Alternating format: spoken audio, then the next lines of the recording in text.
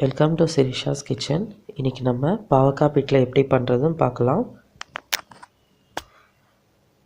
அதுக்கு முதல்ல பாவக்காவை எடுத்து சின்ன சின்னதாக கட் பண்ணி வச்சுக்கலாம். புளியை லெமன் சைஸில் எடுத்து கரைச்சி வச்சுக்கலாம். அதுக்கு வேண்டிய பவுடர் ரெடி பண்ணுறதுக்கு உளுத்தம்பருப்பு, கடலைப்பருப்பு, காஞ்ச மிளகாய், தேங்காய், தனியா இதெல்லாம் எடுத்து எண்ணெய் விடாமல் வறுத்துட்டு கிரைண்ட் பண்ணி வச்சுக்கலாம்.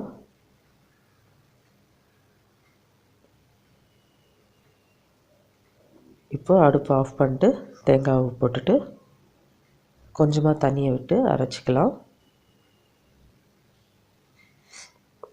கடாயில் எண்ணெயை ஊற்றி கடுகு, கருவேப்பிலை, பெருங்காயம் எல்லாம் போட்டுட்டு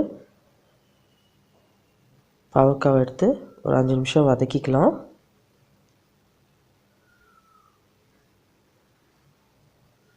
கொஞ்சமாக மஞ்சள் தூள் சேர்த்துக்கோங்க.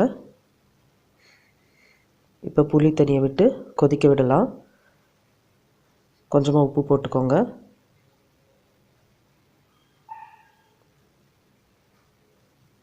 இப்போது அரைச்சி வச்சுருக்க அந்த பேஸ்ட் ஆட் பண்ணிக்கலாம். கடைசியாக வேக வச்ச துவரம்பருப்பை சேர்த்துக்கலாம். கொஞ்சமாக நாட்டு சர்க்கரை போட்டிருக்கேன், வறுத்த வேர்க்கடலை இதெல்லாம் சேர்த்துக்கோங்க. இப்போ சுவையான பாவக்காய் பிட்லை ரெடி ஆயிடுச்சு. தேங்க்யூ.